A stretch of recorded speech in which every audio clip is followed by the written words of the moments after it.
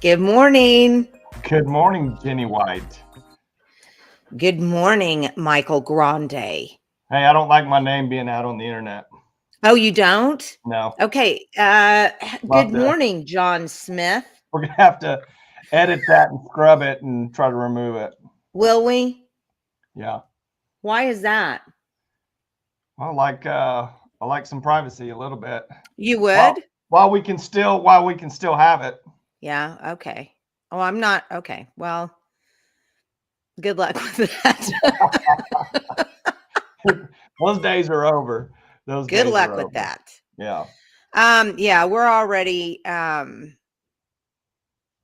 the crosshairs, I think, of numerous different organizations. So. Well, I have a book by J.J. Luna that's called How to Become Invisible. He's a guy, he's in like an expat from Portugal or over in that part of the world when they had a real bad regime. And he came over to the United States and he specialized in becoming anonymous and all of that. Well, anyway, several years ago, he's like in his 90s now. But several years ago, in addition to that book, every couple of years when he gets new information, he revises it and releases it to the people that already bought it. Well, I'd say probably 10 years ago, he sent out an email that said, I know you guys love the book, but he said it's basically impossible to remove your footprint in today's time. And he said, I'm sorry, but that's just how it is. And he's like, do the best you can.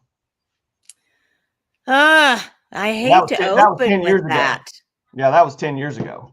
I hate to open with that, but I mean, the sad thing about it is, and we can talk more about this, but we've got to get going because we've got some great guests this morning, and we'll talk more about that later if we've got time at the end, but we're going to bring on our friend, Wendy Montgomery Dial. Good morning, Wendy. Good morning. Can you guys hear me? I can see you too. Great. That's always a plus.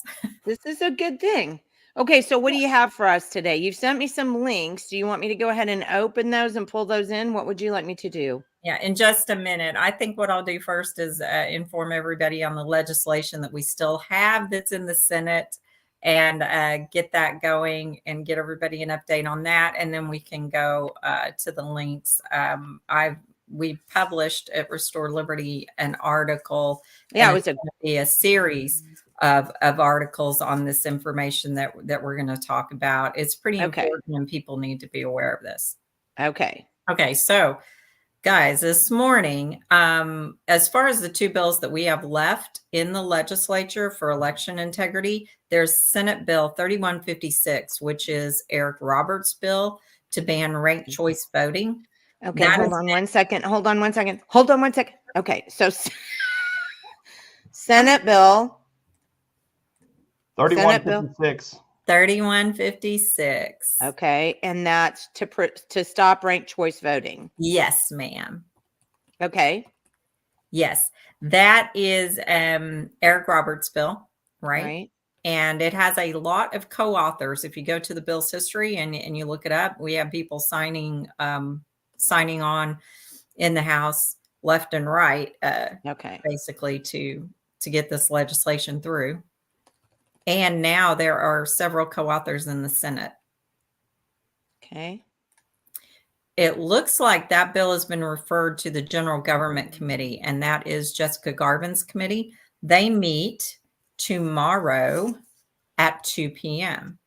The agenda is not up yet, but we would like to see this bill, of course, be on the agenda to come out of the General Government Committee so that it can be heard on the floor of the Senate so that we can get ranked choice voting banned in Oklahoma. Okay. And if you don't know what ranked choice voting is, please go back in the history of our videos and you'll see a really nice video talking about ranked choice voting. It's terrible and it's It's not a Republic at all. It's a Democratic thing, but it's not Republican at all. Well, I would argue it's not even Democratic because they reallocate votes. So well, I don't know. The Democrats are pretty much distributing votes. Oh yeah. Well, it's yeah. Yeah, that's what I meant. It's a Democrat thing, a Democrat thing. I mean, it's all about redistribution. There you go. Yeah. Never mind. I was talking to somebody about the theory of democracy the other day. So my mind is stuck on that. It's all good. Yeah. The other bill is House Bill 3707 by O'Donnell. And that is the bill that— And you went too fast for me again.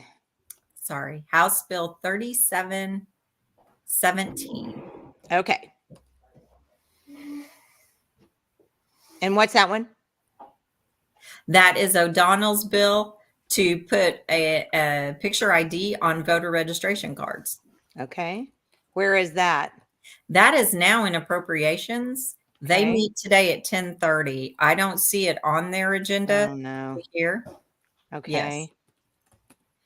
And that is Senators Thompson and Senators Hall that are the chair and vice chair of that committee. Okay.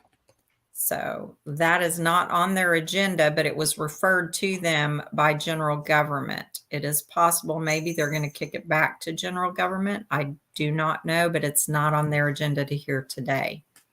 Okay. Okay. Well, let me put that up. Good morning, Connor. How are you? And good morning, Sarah. Nio, we have a nice thank you, everybody, for joining us this morning. Okay, what else? Let me know. That is it. We only have the two. Okay. That's it. All right. You know your duties, people. The ranked choice voting, both of these are super, super important. Do you have anything else for us, Wendy? Well, talking about, if you want to discuss the article that we wrote. Oh, yeah. Oh, sorry. Yes. Let's do that quickly. I say actually, it's an article that it's a follow-on on research that was conducted last year by Seth Keshel. Okay. And myself. He wrote up the analysis, but I'm a geologist by trade. If people do not know, by degree, I've not practiced other than basically teaching and substitute teaching in science classes in schools. But in 1997, I graduated with a bachelor of science degree from UTEP, majoring in geology, minored in physics. And what I do when I'm looking at things, and most geologists do, is we overlay maps. So when Seth Keshel came out with his Substacks on cartel activity, and he also had finished his 2020 heat map for the election on election fraud, I asked him to overlay those maps. So he did. I determined the cities on the maps. He made the map. He did the analysis. It was almost a 1-to-1 correlation between cartel activity and severe election fraud. Oh, goodness. Okay. Well, so everybody needs to look for this article right here. That is my article. I linked to his article, and I used this map, and I made him aware that I'm going to add a layer to this, because as a geologist, this is what we do, right? So what I realized going through, and I was trying to figure out why the establishment wants to keep hold of Washington County in Oklahoma. It didn't make much sense to me. It's Bartlesville. Sure, it's a great place, but the question is, why were they interfering with the GOP vice chairman election to the extent that they were? What is the issue with Washington County? Well, I was looking into mines and minerals, and I realized that there is a company in Bartlesville, City Services. That company has been around for a very long time. They are now owned by Citgo, which is a Venezuelan government's thing. They own the Continental Mine in Arizona, which is a copper, lead, zinc mine, and it is one of the most prolific copper mines in the country. Now, what do we use copper for? We use copper to conduct electricity, right? So I started thinking, oh my goodness, I'm going to go back and look and check and see if these cities that are on this list actually have mineral deposits on or near them that are going to be used for the green energy agenda. Now, Pitcher, Oklahoma is up near Bartlesville in that area. Right. And Pitcher, Oklahoma is on the list for the most prolific zinc deposits in the country. Okay. Zinc is going to be used now for these electric vehicle batteries. They keep evolving this technology. Yeah. Okay. So once I realized that, plus the fact that Venezuela now owns city services and it is a mining company, they own mines and other things. I really am concerned, and went in, checked all these cities, and sure enough, found a 1-to-1 correlation between minerals that are going to be used for the green energy agenda, cartel activity, and election fraud in this country. Well, I'll tell you what, let's do this, because that sounds like it's a topic that we need to explore a little bit more, because we also need to explore something that happened to one of our friends with the election, with election stuff yesterday. So we need to do that. So once we get off this afternoon, let me get something set up with you and let's get on and talk about that, because there's another connection to that in Ardmore that we need to talk about too. So, and the whole, giving taxpayer dollars to private businesses to create electric vehicles. So there's quite a bit of stuff going on. So if you don't mind, let's hop off for now, guys. Watch those bills this week, and then Wendy, we'll get you on and we'll talk about that. Writing myself a note. This is going to be a whole series and informing people on the correlations here, and it's very concerning. Yeah. So, yes.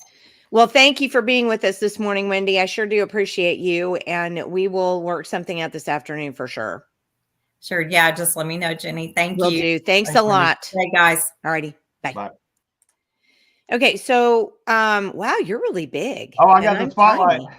How did that happen? Real quick, I'll tell Sarah that it's still under consideration. She sent a comment in. Yes, she did. I'm sorry I didn't show that one either. Well, no, we don't need to show it. It's okay. Okay. I'm anonymous. So I actually got our friend Carrie Bertrand, Carrie. And she sent me some information one day, and she said, "Do you know this girl?" And she'll have to pronounce her last name for me because I butcher it every time. Kendal. And I said, "No, I have never heard of this person." She said, "You need to talk to this person because I think she's got a lot of information that you guys would love to hear." And so I talked to Kendal briefly. I'm going to say yes, she has a lot of information that we need to hear. And so I'm going to bring Kendal on here so we can learn about Kendal and talk to her just a little bit. Good morning, Kendal. Good morning. Please pronounce your last name for me. I know. Sacchieri. Sacchieri. Okay. I was going to do it with a ch. So I could have maybe gotten close because I know you've tried to help me to learn how to do that before. I may be hopeless. We'll see. Just Kendal, my first name. Kendal, you sent me some information about yourself, and that made me even more interested in you. Okay. So what happened to you when you were little? What was the deal with you when you were little? What do you mean, just where I grew up? Yeah. Or... And what did your dad do? Oh, so, he did what every father should do. He let me listen to Rush every day. So I grew up on Rush Limbaugh in the combine or the tractor. Cause you're either planting or harvesting on a farm. So you Rush passes the hours. You grew up on a farm in Indiana, right? Illinois. Okay. I knew it was an I in that direction. Okay. So Illinois. And then you went to school there for a little bit or came here to Randall? What was my freshman and sophomore year, I came here to Randall and played for them for 2 years. So it's in Moore. And I loved Oklahoma when I came. You played volleyball, right? I played volleyball. A small school, but it was good time. We won our first ACCA championship, and it was a good time, but I came back home to finish my degree because I needed to get a bachelor's in Spanish. They weren't offering Spanish at the time. So I got my degree and then came right back to Oklahoma. And you were going to teach. I did. I taught for 4 years. So the end of 18 was my last year. And that was the year of strikes. And I don't have a lot of things to say on it. It rubbed me the wrong way. And I did all my time and then I didn't even get the raise. So I walked away. So what did you find yourself doing after that? That year, my current assessor at the time, her term was going to be ending and she was going to have to run again. She had never been challenged. She'd been in there for 2 years. And I mean, I'm from McClain County, so our county is growing pretty fast. And just a lot of frustrated people up north in our county that just didn't feel heard, definitely didn't feel like they were getting answers. So I thought, you know what the hey, I'll sign up, I guess, because I've always loved politics. I knew at some point I would get in it, maybe not at 26, but I did, and read my handbook and learned my job, knocked crazy amount of doors, and beat her that November. And I've been there ever since. So what was it that made you, I mean, you were a Spanish teacher, essentially, or that's what you were going to do.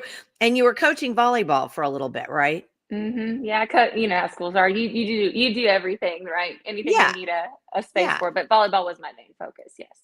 So outside of teaching. But all of a sudden now you are in the assessor's office. It was hard those first, yeah. Kind of an odd move, really. Mm-hmm.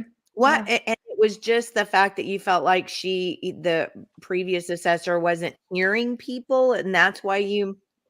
I'm not gonna hammer her too hard. Let me put it this way. I feel like most county offices are being neglected in sense of proper training. Those that oversee our training, I'm not particularly impressed with. Gosh, I gotta be careful what I'm saying. Just a lot of people involved, so there's not a lot of accountability there.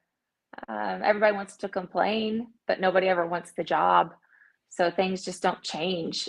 Gosh, I don't want to say what some of my offices still use. They use a typewriter. It's just like, come on, guys, this is county government. This is the first line of defense. And most people this is how it's always been. So we're going to keep doing it this way. Yeah, it's a weird, having been in local government myself, it's a very weird,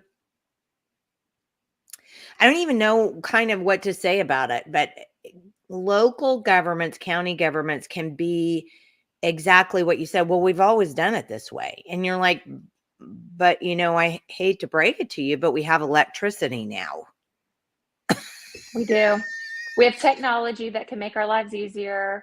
Some things were not statutorily right. Not that anybody was really looking, but so I don't like doing anything bad. I'm very competitive. I don't want to do bad at my job. So I made sure I equipped myself with, like I said, a handbook, and Title 68 is all things ad valorem. Definitely read through most of it.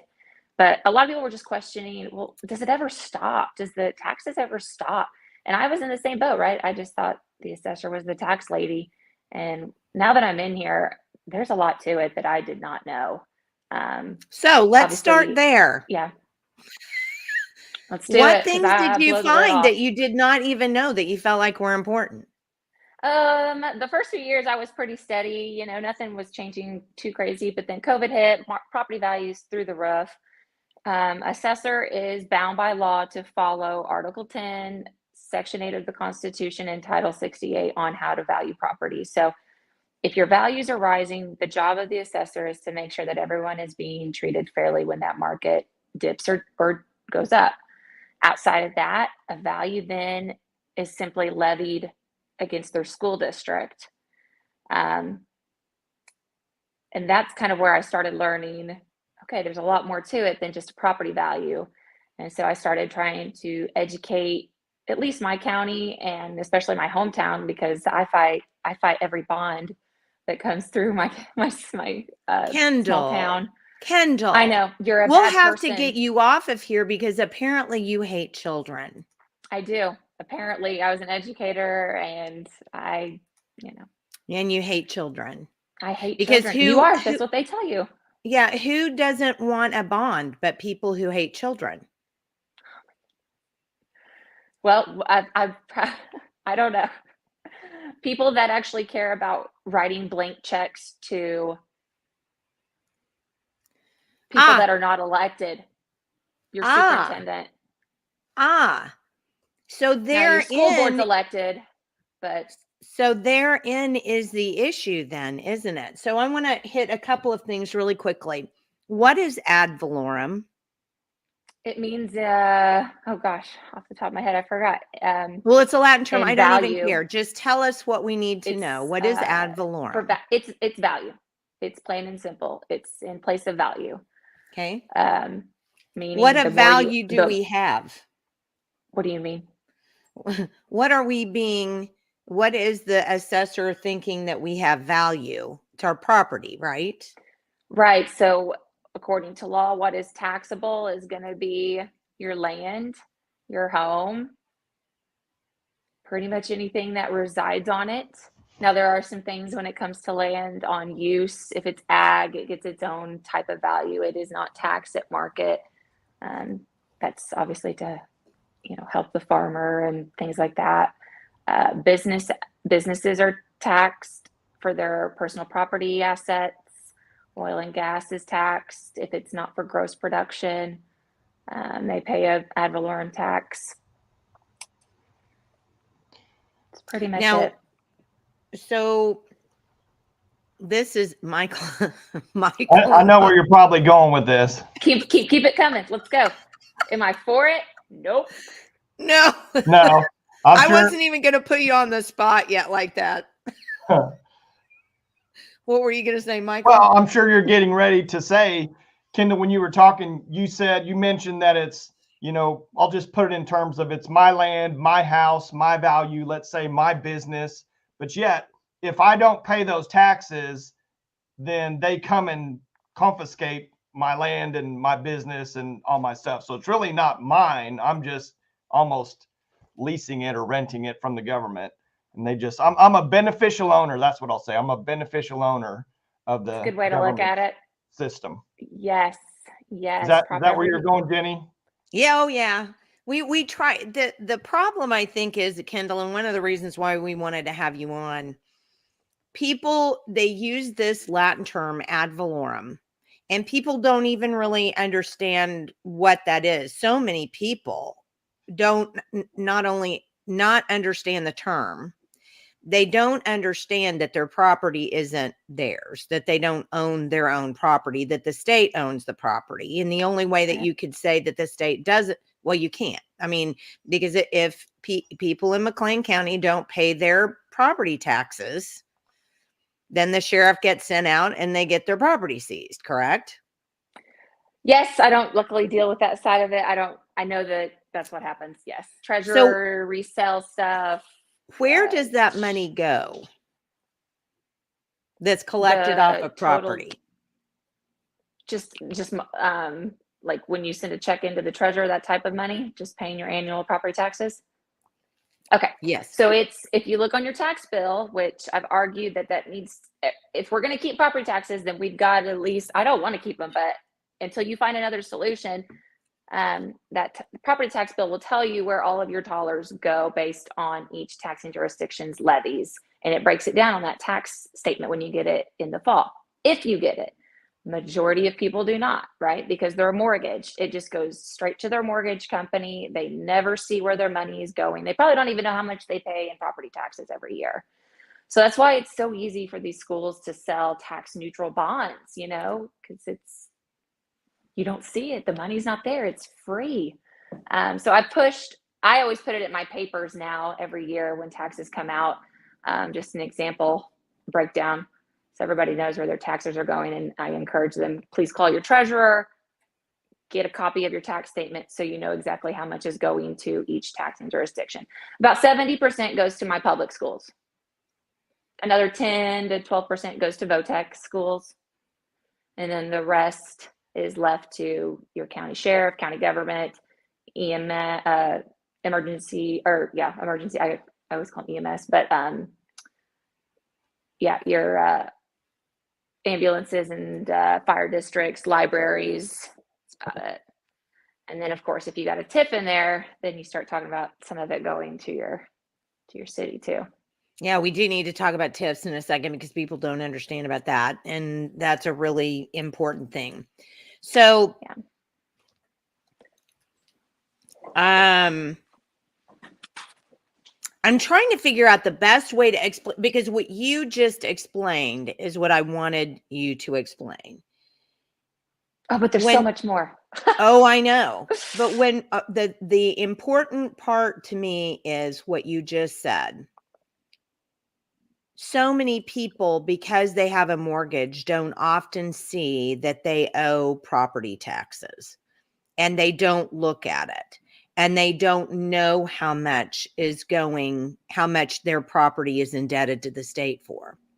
And so we just had a school bond election here in Luther, and we'll talk more about that on another show. But we just had a school bond election here in Luther. And of course, like we said before, and I was being facetious, obviously. But these people and the school runs them. We actually had a dark money mailer in my goodness. For a bond. And I'll bet you, I don't know, but my conjecture is that it's probably related to one of the organizations that are going to be making money off of the bond. So correct. The bond indenture person who advises them on the bonds, the construction people, somebody from there probably engaged in dark money to send out this little mailer because they want to make sure that they have a job. So, oh yeah. I don't know all the corruption, but there's got to be mountains of it. Just in my hometown, this is why I fight it more than anything, is my school board president is also the CFO of the construction company that will be overseeing the bond if they pass the next one. And it was the previous one too. Wait, stop. Wow. Boom. Imagine you can look him up. And we just voted him back into office yesterday. Okay, I'm having a stroke actually, so we may need. This is not the only situation. I know that there's more. There has to be. Well, you know what? Oh, I'm honestly speechless. I think you've. Jenni, that's the same situation. And we'll probably talk about it with these TIFs, but that's the same situation. You get these builders on city councils who get public money appropriated these TIFs, and they're the contractors. And it's not illegal, I found out. So when we first found out that Mr. Carpenter was our president and CFO, we looked into it, and technically it's not illegal. There's only certain things that would justify him. I think if he owns stock. What was the other verbiage? See, there's a thing called conflict of interest. Yeah. Correct. You'd think our voters would care. And I don't understand. I mean, I thought conflict of interest in government was illegal. I mean, I thought that was the bottom line, because otherwise then we end up starting to have, and I know this probably never happens, but then we have government starting to usurp the will of the people and become tyrannical because you have a few people running the government for the majority. Oh gosh, that's happening. I'm sorry. What was I thinking? But that's a really good thing. And we have a similar thing going on here in Luther. One of the construction companies that normally works on the construction is donating. They go around and support the bond. And you're like, gosh, that is not a conflict of interest in any way, shape, or form. But I do want to ask you this, Kendal. Have you ever heard of something called conduit financing? I think we talked about this the other day on the phone. I've never termed it that way. I believe what you're talking about is where my schools are simply leaving the millage rate at the maximum level possible every year. Correct? It's a little bit different, and we can talk more because I don't even really understand it very well, but it's illegal. And our school district in Luther will be financing their bonds using conduit financing, which is against the which is against the Oklahoma Constitution. It's actually in the Constitution that says they can't do that. So it's just a way of financing bonds that prevents transparency and allows, I think, more public land, I think, to be brought in and financed. So I think that's part of the problem. But I do want you to explain something that people do not, and I'm the first one to tell you, I don't understand this, and I would like you to explain it to me. Please talk about millage rates and what that means and what it means to a school bond. Millage rates are the way you translate value into tax dollars, basically, for each taxing jurisdiction's budget. So most school districts have a millage rate somewhere around 90 to 100 total mills. Mills are 1/1000th of every net assessed dollar. I don't want to lose you there. Simply if No, that makes sense because milli in Latin is 1,000. Yes. So every county has an assessed rate that they have to apply to your total property value. So if you have a $500,000 home and they have to apply an assessment rate to it to get it to an assessed value. Every county has a different one, but it has to fall within statutory limits of 11 to 13.5%. When you get that assessed value, then you start talking about levying school district. This is where you get different tax bills on the same amount of value, if that makes sense. No. So a $500,000 house in Alva and a $500,000 house where I live is not going to have the same tax bill because of those different millage rates. Okay.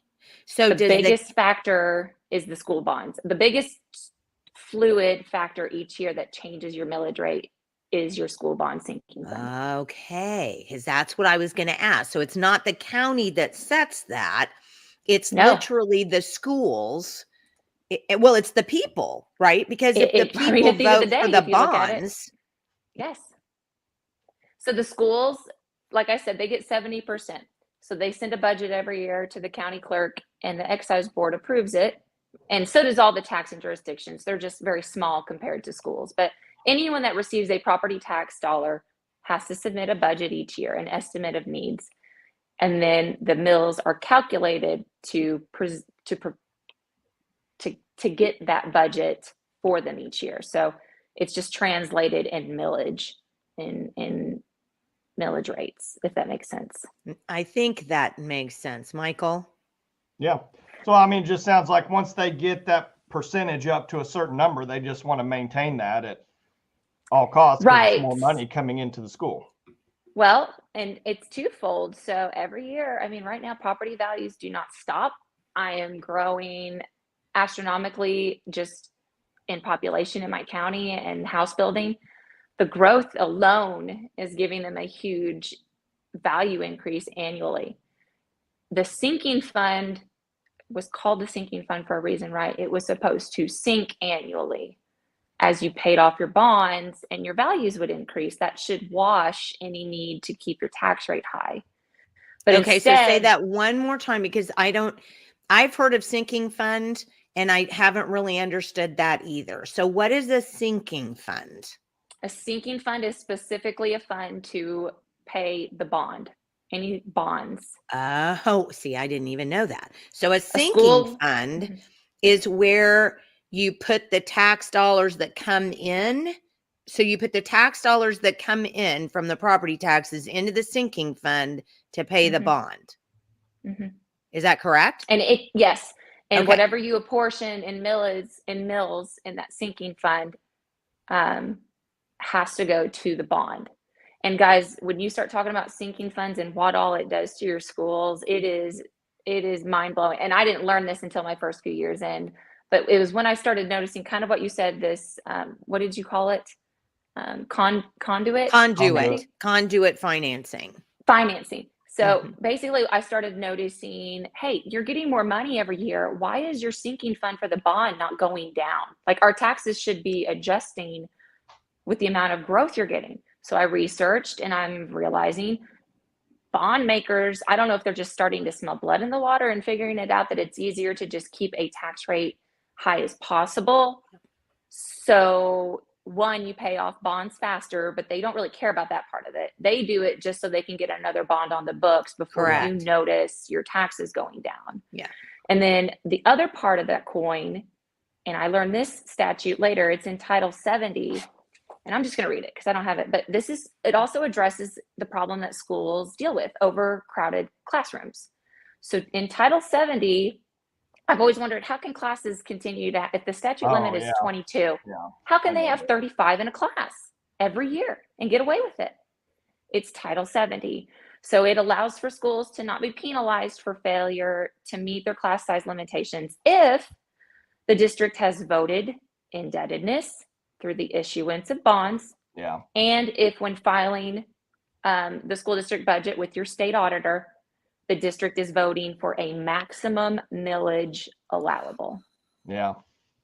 Basically, we are writing them blank checks to tax us to death so they can keep our kids' class sizes overcrowded, and they get to do whatever they want with these bonds because there's no legislation on my schools every year try to pass bonds. They say they're going to be for safe rooms or classrooms, and it's for a football field.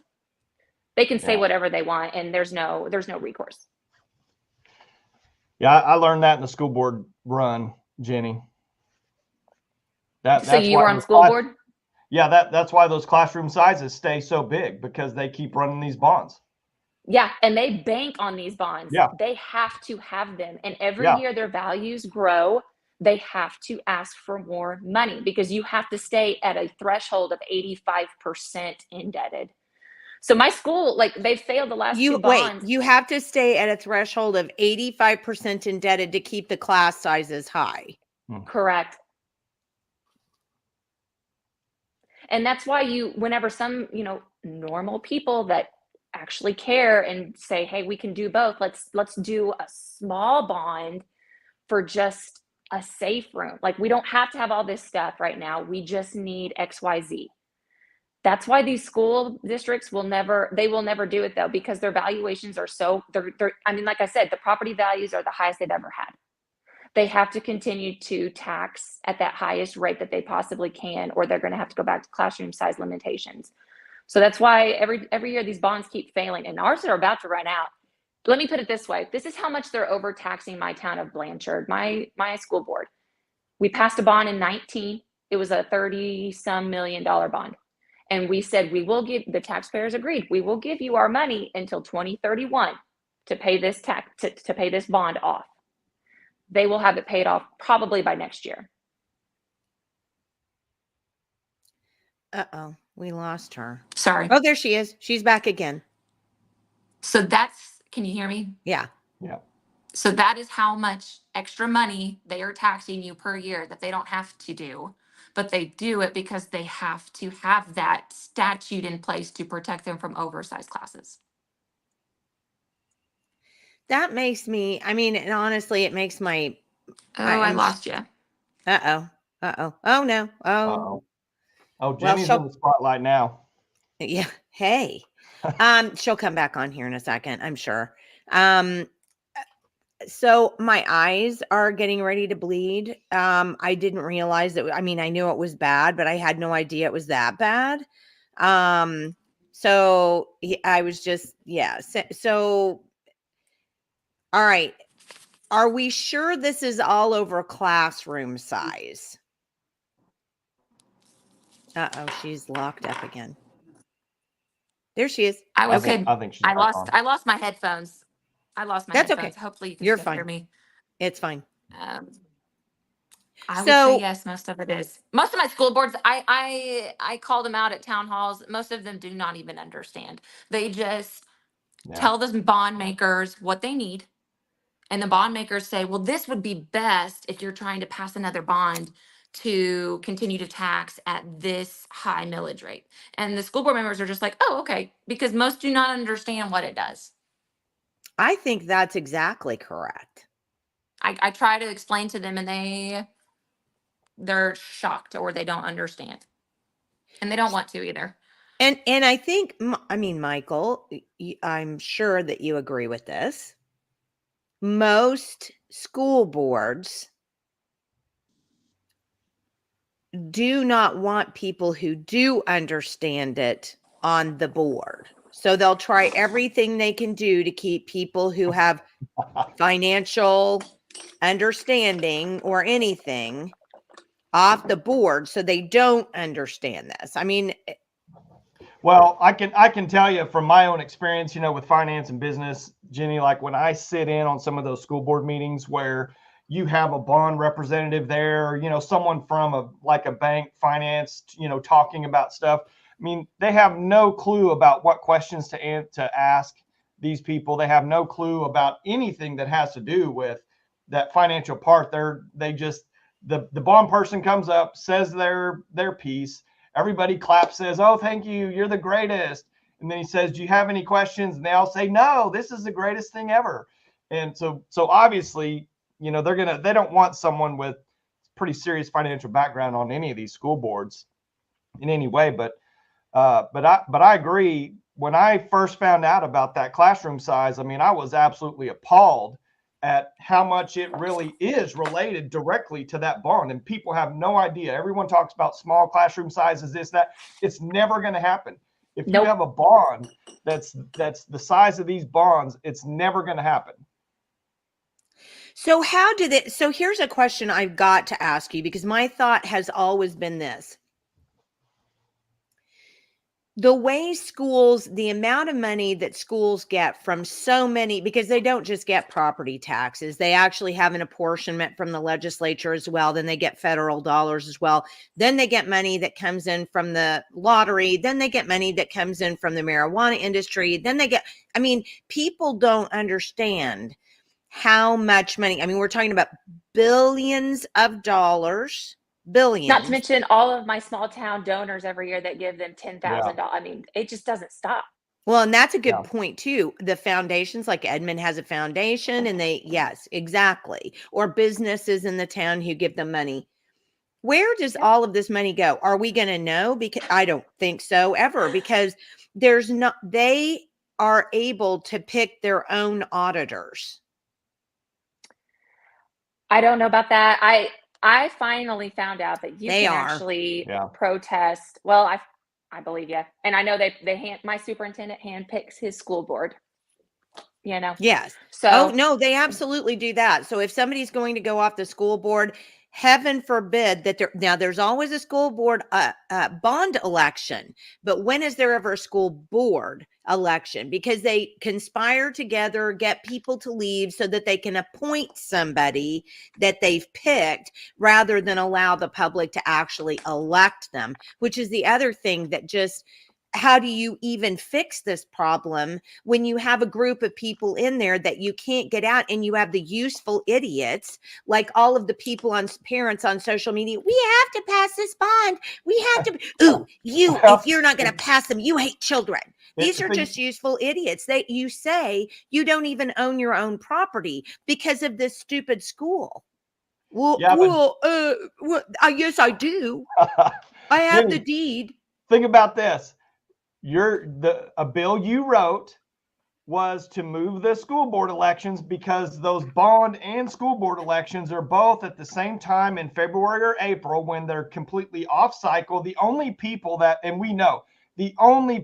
go out to vote for bond and school board are all teachers union, teachers in some capacity, or someone that's affiliated or going to get some type of business, from the school system itself within the bonds. I mean, you've got the bond people going out, they vote at the same time for the school board members, and it's a lose-lose situation for the people, period.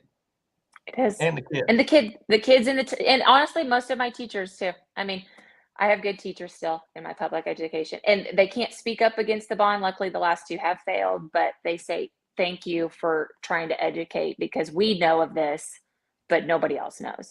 Yeah. And you can't say anything. And let me ask you this, Kendal, is it kind of a with the property assessment and the value in the community, is it kind of a double-edged sword? Because if they're building, like $50 million stadiums and schools, I mean, that's got to increase the value of the community itself. It I mean, does. is that kind of like a perpetual cycle? It is. This is such a horrible cycle that you're not going to get out of. Let me even go further. So even if property values, let's say another 0809 hit tomorrow and property values plummet, you still have a bill to pay. Yes. Your taxes are not going down because your values went down. They'll go down when I initially set my tax roll for the year. But as soon as my school board in the fall sees that budget and they say, guys, we got to raise the tax rate because we have X amount of dollars that we got to pay off. We just lost half of our valuation. We're going to have to jack up the tax rate. They have, by all means, every right to do it. Your taxes will not go down if you have a bond on the books and your property values crash. Yeah. Wow. Do you see on top of any so way many out other of this? things? You got to cut property taxes. I don't know. What's the solution to funding public education, funding county government, your sheriff's department, your libraries, or does that just all go away? Well, but I'll be honest with you, Kendal, and this is why so few people like me, and I'm okay with that. We shouldn't be paying for public education. I mean, we just shouldn't. It should be back on the parents. The parents should be educating their kids, and we should be creating free market schools, not on tax dollars. I mean, we have OCPA who advocates for free market schools, but basically it's setting them up with taxpayer funds. So that doesn't really count. But we should have the government should not be involved in education. No. That should be a parents only thing. We should not be getting money from property taxes to fund libraries that pimp. I'm going to use that word, that pimp disgusting books to young children. But we shouldn't be funding libraries anyway. That should be a sole thing. If we want to have a library in our community, we'll donate to make that happen. If we don't, we don't. But we have sat back for years and let the government usurp every area of our life. And then make excuses as to why that's okay, because we just can't do it ourselves. We don't understand it. We don't have the money, blah, blah, blah, blah, blah. It's ridiculous. Yep. And I would just say, okay, here's the only thing I like about a property tax. It does not get in the hands of state government. That's the only thing I like about it. It actually does stay local, at least on that side. And it funds my county sheriff and other things that I do need. Well, but they don't. I mean, I've talked to representatives and senators, and they don't even like that. They're like, we should get it all through the state. We should just, with property taxes, we just need to get in it. And they tried to pass a bill this year, I believe, just touching on the treasurer's fund of some sort. They were trying to get it to not be in the treasurer fund anymore, but instead to go to the state first. No, that would be the I mean, we shouldn't have property taxes in the first place, but we definitely don't want them going to the state. Correct. But they existed before Oklahoma was a state, I believe, property taxes. So we did it to ourselves a long time ago. We did, but just because, and this is what I say constantly, just because we do it doesn't make it right. Right. But then nobody wants to, and here's the other thing that really gets me. So if you have a mortgage, they roll your property taxes into your mortgage. So you have no idea how much you're paying. And we touched on this earlier, but I'm going to expound on that just a little bit. People get jobs and their employer adds money to a 501k. Do you realize that once that happens, you don't have control over your 501k, your employer does, and they can do whatever they want with it after that? Why are you allowing your employer?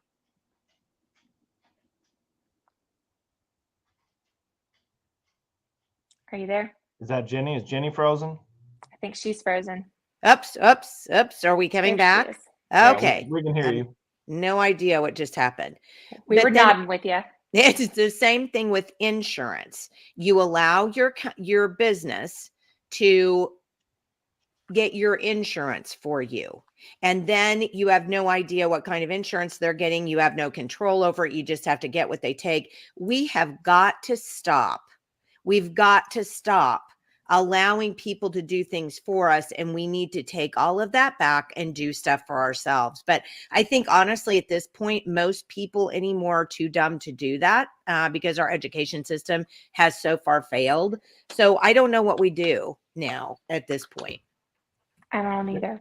Yeah, But I would love to see. Go ahead. I mean, how would be the first step of the process of kind of getting that property tax? Not, I wouldn't say repealed or just completely taken away. That's probably a pipe dream. But I mean, is that a legislature issue? I mean, where do you think that would even come into play at?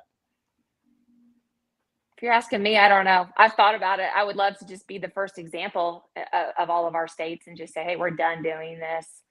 I don't know where you start. It's going to be a huge hole for that next year when public education has no money. I mean, if it's all done locally and the money's collected locally and redistributed locally, I mean, is that can it be done? Like, can a certain local place abolish that themselves if they wanted to? Maybe. I guess you would have to do it all through sales tax. I mean, what do you guys feel about sales tax? That's the only a flat tax of some sort. I don't know. I think sales tax is the only fair tax. Yeah, it's fair. That's the only fair way because you have so many tax loopholes. Any other way, if you just. So your sales tax will go through the roof. Yeah. Well, but again, you still have the option to buy stuff if you want to buy stuff. You don't have the option to pay your property tax. I mean, I guess you do, but you won't have any property. So, okay. So we talked a little bit about millage because I think part of the reason why we have so many viewers this morning, we have quite a number of them. I think part of the reason why we do, people want you to explain to them how to understand school bonds, because I think when, again, like we've said 100 times before, you tell people you don't want them and then you hate children. They can't put together the two and the one and one to get, if my property is taxed, then I don't own my property. So it all becomes about how much you hate children and not how much you love having your own property. Well, people don't believe that yet. So you're going to have to get them out of that matrix first, or there's no hope. So, I mean, going the route of that statute, because people still do care about teachers, at least. If you can explain to them at least that, hey, this puts them in a cycle that they will never catch a break. They will never have a small class size and your children suffer because of it. At least that would be something that is on paper right now. You could prove to them. And some people have come to that side because of it, but not enough. Most people are they're just so set on bonds. I don't know why, but I think it's just propaganda from the school. I mean, and there is a state law that says that schools are not allowed to get people to propagandize the voters for the bill. They're not allowed to do that. They're not allowed to. They do that, Jenny. Of course they do. They do it in the name of, we're mandated to educate the public.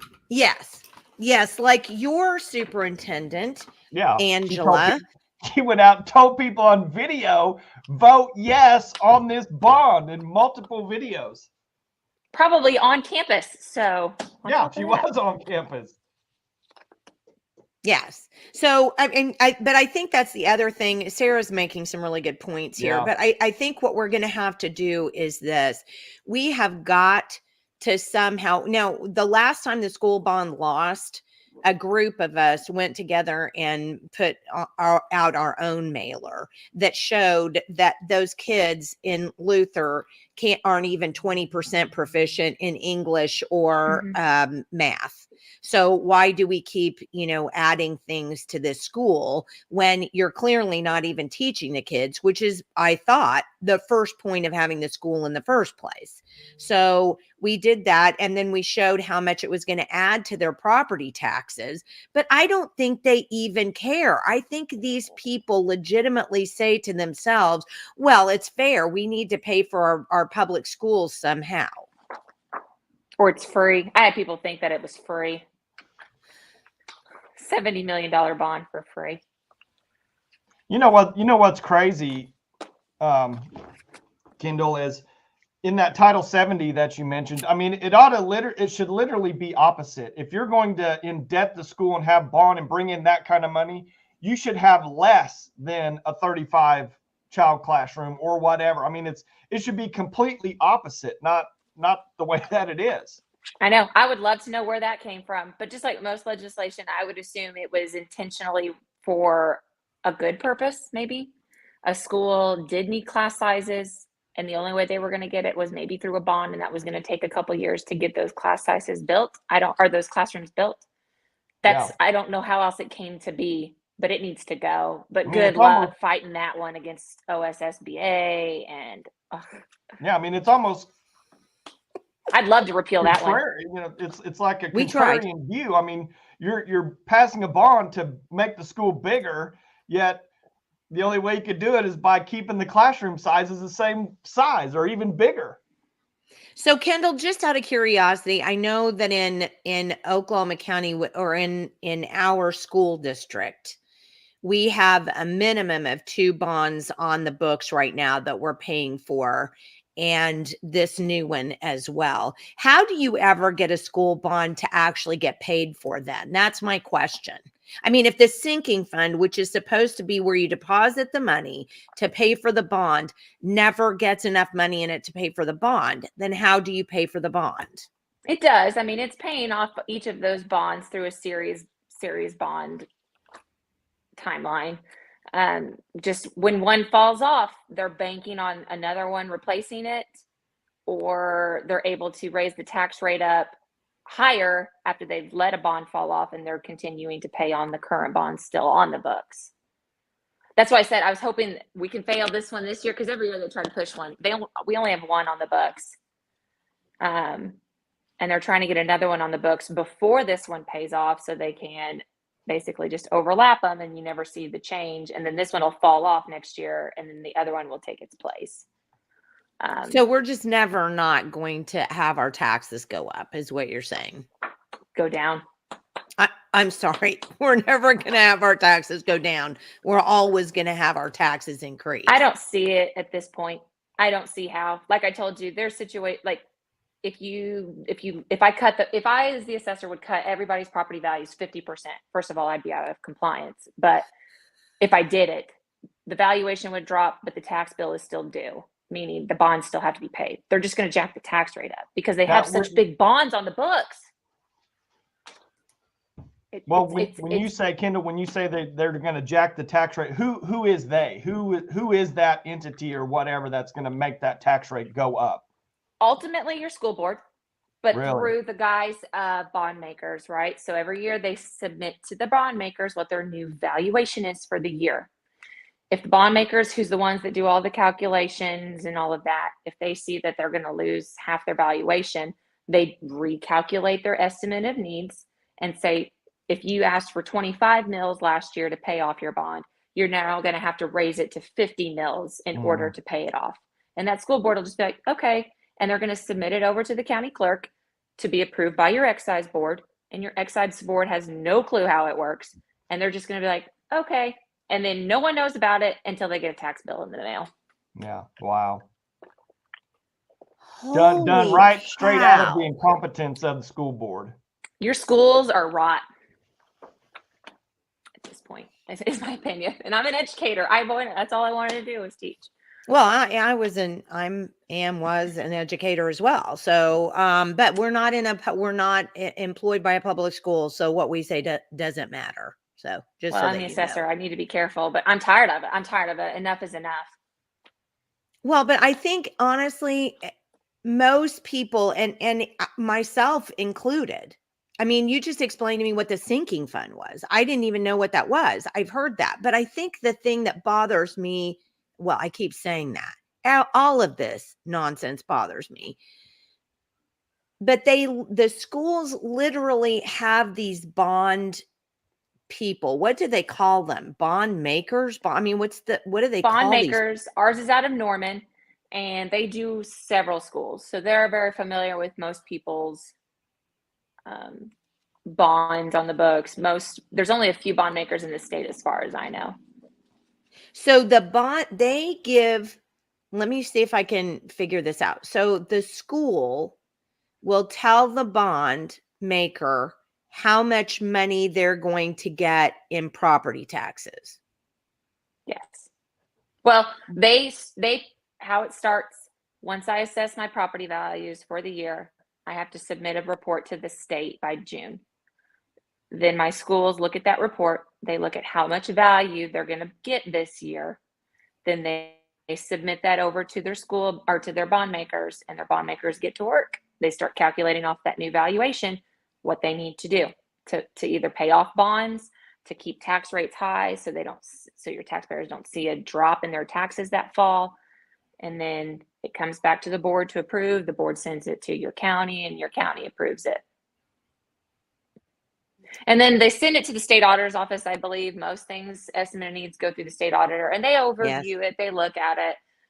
But as long as that school can prove, even though their tax rate is very high, as long as they can show that the tax dollars are still going to that bond, technically it's not illegal from what I've understood. I almost protested last year. So apparently you can protest your tax levies when they come out in the fall. You can. So how do you do that? I'll have to look it up again.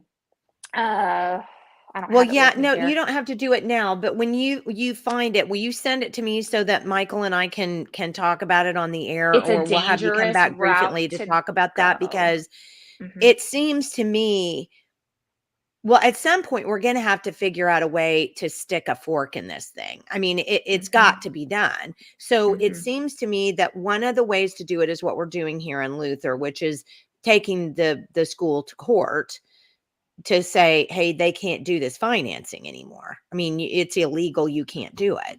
And so that's one way. But how many people in a school district are going to be able to divine that, to come up with that?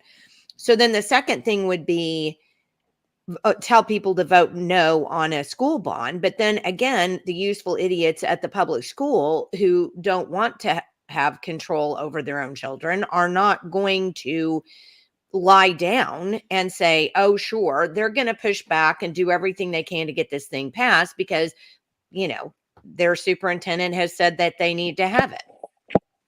Yep, so, it's for the kids. Yes. So where is it that you can, oops, she's disappeared. Oh, there she's back. So where is it, because you said we could protest the valuations in the fall, so we can look at that and think about that. But you also said that there's a step going to the county excise board. Can you go to the county? Whoops, she's gone again. I think she can hear you. I think she's still on. There she is. Yep. Okay. Sorry. That's okay. So how do you go to the county excise board then and protest? Do you see what I'm saying? I mean, if they're the ones that are signing off on all of this, couldn't you get a group of people to go to the board and say, we don't want this? Yes. I mean, can you hear me? Yes. You could start pressuring those excise boards. They're public. Nobody ever knows about them. So I guess the Freedom Brigades. That's something. Yes. That's something I'm like, someone needs to be in these excise boards. But I think I'm writing myself a note. They meet, I don't know, once a month. I mean, every county might be different too. Just call your how do you find out about where the excise board is? Where do you go to find out information on that? They're supposed to post it. I don't know how your county posts it. Ours just does it on a bulletin board, I believe. I don't think they have a website. But I should be able to go to the county website and find excise board. If your county has a website. Yeah, we do. Well, we're Oklahoma County, so. You should. Otherwise, you're calling your county clerk and just asking for all of their regular scheduled meetings. And they decide those sometime probably in September, August on that final budget of everybody. Interesting. Well, see, I didn't even know that. So I hope everybody who's on learned something new today in some way that we can start maybe to push back and against this and see what we can do to make that stop. It's funny, but years ago, when I first began this organization, the first thing we said was people need to run for school boards, because nobody knew what was going on. They all knew the schools were failing, but they had no idea why, because nobody was voting in school boards. Nobody was voting on school bonds. Nobody was doing any of this kind of thing. And I think that's the thing that people who are watching right now are awake. They know, what's going on, but we've got to start telling our neighbors about this. Got to start getting our neighbors engaged, because basically what they're going to do is eventually price us off our own property. Mm-hmm. Because what happens to people now, Kendal, this is a good question. What happens to people on fixed incomes who have property? They either find a way to pay their tax bill or they don't, I guess. I mean, senior citizens can do a little bit to help themselves on a fixed income, file for a freeze on their property value. But that still doesn't freeze a tax. I have to always explain to them, I can only offer you what the state offers, which is a freeze on your value, meaning my side won't increase anymore. But again, if property values plummet and the school district needs money and they jack the tax rate up, that tax rate goes on your property value too. Your taxes will still increase. There's not a lot of saving grace for people on fixed incomes under 65. If you make less than 30,000, you can get a little bit of a second homestead applied exemption. It's probably not going to be enough to help. So you have a life-changing, life-altering thing happen. You lose a husband, you lose a wife, you're sick, you become unable to work, and then the state will just swoop in and take your property away from you. So now you not only have your health or your spouse or whatever, but now you don't have your property. And this is all because of schools, public schools. For the most part. So when you see people getting thrown off their property, oh, well, I forget, the useful idiots will just go to the estate sales and go, oh, look, I picked up a bargain. And they will never think that that can happen to them. Correct. Well, Kendal, we're about over time for today, but I would love for you to give us any other information that you would like us to know, because this has been so eye-opening. And for those of you, quite a few of you have gotten on here a little bit later, please go back and watch our interview, because this is just, Kendal has been so helpful. So thank you so much. Is there anything else that you want us to know that we didn't have a chance to get to? I could keep going, but I'll stop there. I do need to plug myself in, I guess, if you'll allow me. So I'm running for Senate District 43 against Jessica Garvin. And I think I just got a text. That's what keeps kicking me off. People texting my phone, and I think she just filed. So I got to get my butt up there and file today, but I plan on running against her and beating her, and no holds barred. We've got to stop everywhere. It's not just ad valorem, obviously. There's a lot of areas that I want to say enough is enough. No, but it sounds like if you could get into this Senate seat, knowing what you know at the assessor's level, you could try to get some legislation, not adding more legislation. You could actually try to get some of this legislation repealed. Exactly. And well, like that Title 70 35 size classroom. And just recap that one more time, Kendal. Just tell everybody one more time about that. It's Title 70-18-113.3. And what does it say? And it specifically just allows schools to not be penalized for failure to meet their class size limitations if, under two circumstances, their district has voted indebtedness through the issuance of bonds, and if when they're filing their school district budget with the state annually, that they are making sure that they are requesting for maximum millage allowable. Wow. There you go. You trust your school board members. These are your neighbors, right? They're Republicans, and they just let you down. That's why we're 49th in the country, right there, Jenni. Yep. But yeah. Well, I mean, there's a lot of factors that go into that, but I think the thing I found this, and I'll pull this up just really quickly before we get ready to get off, because you might be interested in this, Kendall. So this is a let me see if I can make this bigger. So this is it came from MadisonTrust.com. And what is the most taxed state? So I looked at this. Now get a gander at what's going on here. So here's the least taxed are light blue. The most taxed are red. Look at Oklahoma. Yeah. Look at Oklahoma. Yeah. And here's the thing that just irritates me beyond belief. Oh, we should bow down and worship our legislature because they passed the repeal of the grocery tax.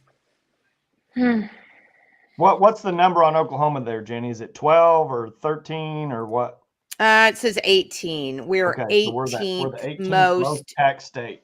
Yes, we're the 18th most tax state. So and we're a red state. Don't feel like we're it. actually I didn't realize that, but that's why they say red state, right? Because the most tax states are the red states. Yeah. I had no idea. So now we know. Yeah. Well, Kendall, I've really appreciated you being on so very much, and good luck in your race against Jessica Garvin. And I wish you would come back, another time so we can have a chance to talk about maybe even a little bit more of this, and even talk more about how we could pressure the excise boards not to allow the budgets, that these schools are submitting. Because I think that's something that I never knew about. And I hope a lot of the people who are on here this morning got that. So thank you so much for being on with us. This was very interesting. And, I just wish you great luck. Great. Thanks. Look me up if anyone's in my district, KendalForOK.com. I would love your support, donations, whatever. It's going to be a hard fight against Jessica. KendalOK.com. Kendal for OK, FOR. For OK.com. Hold on. We're going to get that up there so people can see it before you leave. Come on, buddy. Let's go. There we go. Kendal, all right. FOR. Oh, shoot. Okay, hold on. Sorry. Let me fix that. Okay, Ian. Okay. Oh my gosh, I can't even type. FOUR? No, FOR. FOR. Okay. Okay, at some point in time, we will get this. Except probably not, because there we go. All right. This should work.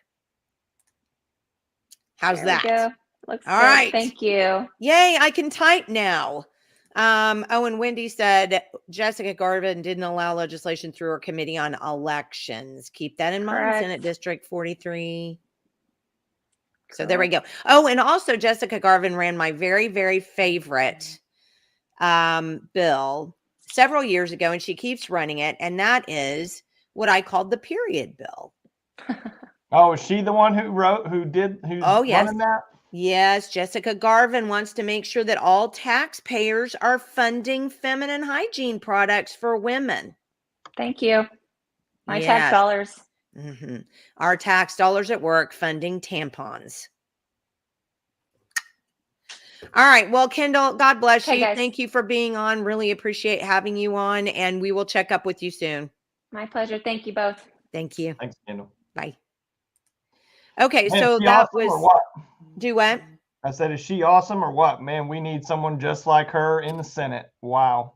Well, I will tell you this, and I always hate to say anything about age because I'm so old now that it sounds condescending, and I never mean to be condescending about that, but it is so nice to see a young person have, my goodness, all you need to do is just talk to her and realize how smart she is. She studies. She wants to make sure she does a good job. I mean, I can't tell you how many text messages. We went back and forth. She wanted to make sure she was on at the right time and she did everything right. I mean, this girl is just outstanding. Yeah. I mean, McClain County, you should be behind this woman 100%. She cares, but even beyond just, oh, I just care. She literally understands that you have to study to be able to do the very best you can at your job. She taught herself all of the things that she knows now about all of these things that so many of us don't understand about how public schools screw us over and steal our property from us. She knows all of these things now because she taught herself. You know what? You're laughing, Michael, but I don't really care at this point. It's not just public schools, Jenny. It's the school board. That's who it's coming down to. The school board themselves. No, Those it is 5 to 7 to 9 people, whoever it is, that is who's making just blindly just giving carte blanche to the public school administrators who have no problem fleecing us in every capacity possible. Well, and the idea that she said, for those of you who are watching, you missed this little nugget, so catch this one. So in her area of McClain County, wasn't it the head of the school board? School board president. School board president owns the construction company that builds all of the whatever it is that they're doing for every bond that they run. Yeah. Imagine See, back that. in the day, they would have called that conflict of interest. Wow.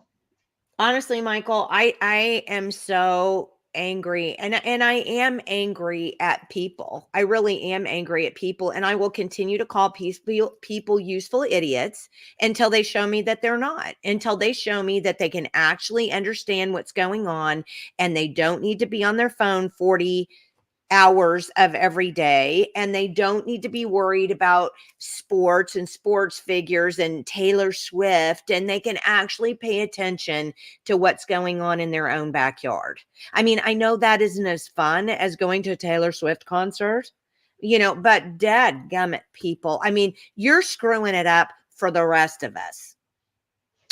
You're screwing it up for the rest of us. Your silliness, your lack of being able to be serious, your inability to understand things is screwing it up for the rest of us. Yeah.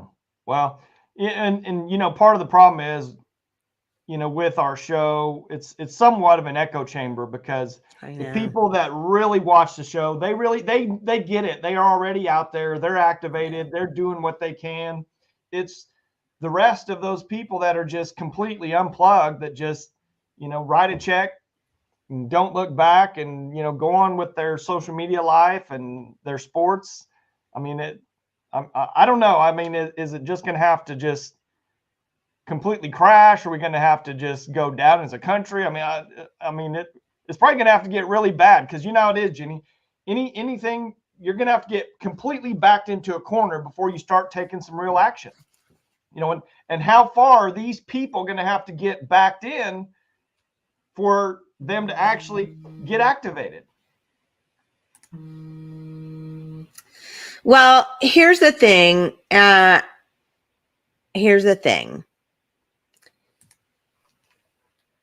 In my personal opinion, it's done. We're done. I mean, there's no way back. We're not getting the country back. I mean, these people we've had public education undereducate kids for years so that most of, the vast majority of the population anymore doesn't really understand even the basic stuff. So many of them were graduating, can't even really read beyond, captions on their Instagram. I mean, if you can't get a population of people who are intellectual enough, who understand, who are willing to not turn on the TV and to read a book or research something on the internet to try to figure out how to fix the system that they're in or change their set of circumstances. That's why the Marxists wanted to ruin education in the first place, because once you dumb down education, you dumb down the citizenry to the point that they literally don't care what happens to them. And they see, government tyranny as velvet handcuffs. Well, I don't really care so much about that so long as I get to do fill in the blank. So we're at that point right now where we have basically an uneducated populace and people who really, as a majority, are not able to understand what their government is doing to them and how they're being manipulated. And so they buy into that whole, well, we need to have a bond. It's for the kids. Oh, well, I know we need to. And it's all done on emotion anymore. Nobody really wants to sit down and figure out the facts behind anything. So I think that's our biggest problem right now, is just a lack of intellectualism, a lack of knowledge in But people. I will say that I think that millennial generation is really split in two pretty distinct factions. I mean, yes, you've got all the crazy millennials that we all make fun of that are woke and the whole craziness, but like my brother, who's 11 years younger than I, and all of his friends, and then all of his peers below him, they're massively incensed.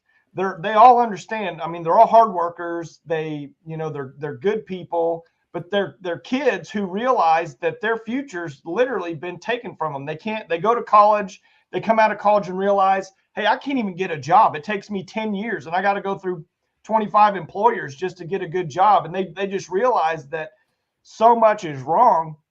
And I do think that if we can rally enough of them, that we can change some things. I don't think it's going to take a huge amount of those people, but I do think that they are understanding that they have been completely wronged and taken advantage of. And I think there's a lot of them that don't want to, that want to take responsibility and don't want to just live that lifestyle like that. Well, and I hope you're right. And I will say this. I mean, we're believers, and just because we are where we are today in our government and in our world government, I mean, and where we are in the world, it doesn't mean we shouldn't have hope and that we don't have hope. I mean, we absolutely have hope. I mean, we have hope in Jesus Christ, who can do anything. I mean, we have no idea what can happen there. I mean, so absolutely, we should still continue to have hope. But I think personally, if you can't educate the people around you, nothing is going to get better. I mean, because people just don't understand. And that's why we started this podcast. My people perish for lack of knowledge, was to try to educate people.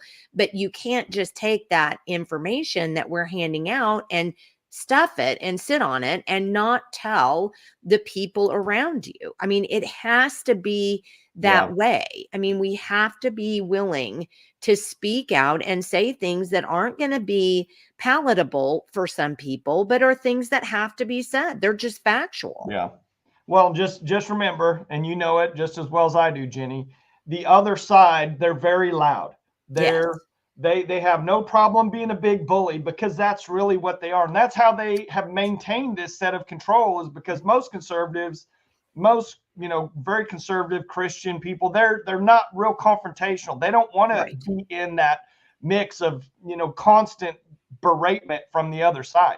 Well, they don't like conflict. They just generally don't like conflict. But you stand up to those people and they back down, because they really don't have anything behind them. It's just that initial, big, I'm big, I'm tough, I'm loud, I'm abrasive, that just backs everybody down. As soon as you stand up to them, they go the other direction. And we just need that constant stand up to them. Who cares what they say? Doesn't affect you. You're in control of your own feelings. Well, we've said this before. I mean, we've got to learn what the word no means. Yeah. I mean, we've got to start saying no to things. I mean, we just absolutely have to. But, again, the thing that is the most concerning to me right now is just the ultimate tyranny of our government. And we have it here in Oklahoma. We have tyranny of government in Oklahoma, and people don't really understand that. And well, I'm glad you're doing the podcast, Jenny, because you've researched all this in the past. You've always had a written form of, published in some type of written form, all this information. But in today's time, this younger generation, people, they can absorb these podcasts, they can play them on double speed or whatever and get through them fast. And so I think, what we're doing here is critical, because no one else in this state is doing anything like this. No one else is trying to expose these people and shine light on these areas where even the Christian conservative organizations, they won't touch a lot of this stuff. They won't touch any of the school stuff at all. They just say, hey, Ryan's going to do a great job. And I hope Ryan does do a phenomenal job, but there's aspects to all of that, need to be questioned. Well, and that's the other thing. I mean, I'm simply not following the Republican Party anymore. Yeah. I don't believe in it. I mean, I just think we're now a uniparty, and this whole nonsense of we've just got to get Republicans elected is absolute ridiculousness. We don't. What's the point of having a platform if we're just going to get somebody with an R behind their name elected? Well, I mean, why? But then you look at what happened to you. You won your election. Rhonda Peterson won her election, but there's all this stuff going on with absentee ballots. There are all of these things going on with the state election board and some county election boards. I mean, we have so many levels of just bureaucratic government nonsense that we have to swim through, that it's really hard for people to understand what to do, where to attack it, and all of that. But I think we've got to go back to the COVID thing where so many of us just said, no, I'm not putting on your damn mask. I'm not going to do that. I'm not going to stay home. Make me, and I think that's where we're going to have to get. And if we are going to win ever in some fashion, it's going to be because we just say, no, not doing that. And, that means you're going to have to grow a backbone. That means that you're going to have a group of people around you. And that's the other thing I've said, look, in your neighborhoods, get people together, learn how to grow food in your own backyard, be as self-sufficient as you can possibly be, and have a group of individuals that's going to be willing to have your back, if somebody comes down your street, because we just at this point, I don't think can rule anything out, especially in this kind of an election year with the kind of debt that we have with what's going on. I think we've got to just be very interested in how we can take care of ourselves and how we can find friends and keep, friends and neighbors that are going to help us do that. Yeah. 100%. Agree 100%. All right. So we're about time here. So I wanted to point out on Friday, people have asked us this over and over again. And I know they, and as Wendy says, I mean, this is true. I mean, we have to remember as Christians that we are believers in Jesus Christ, which means we're also believers in the power of prayer, and prayer can do anything. I mean, I am a person who has had that happen to me, completely, totally believe in that. So, again, we have hope, but let's put hope in the right place. And that's with Jesus Christ.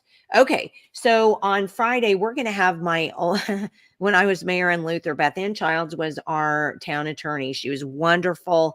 The woman is just, I just really have a great amount of admiration for her. She knows quite a bit about obviously she knows quite a bit about the law. She's practiced for like 28 years, but she also has spent a lot of time looking into the Open Meetings Act. Yeah. And Open Meetings Act is very important. I can't tell you the number of times people have come to you, people have come to me, and they say, well, this school board won't do this, or we can't get our town to do this, and they won't let us in on this, and they have these executive sessions.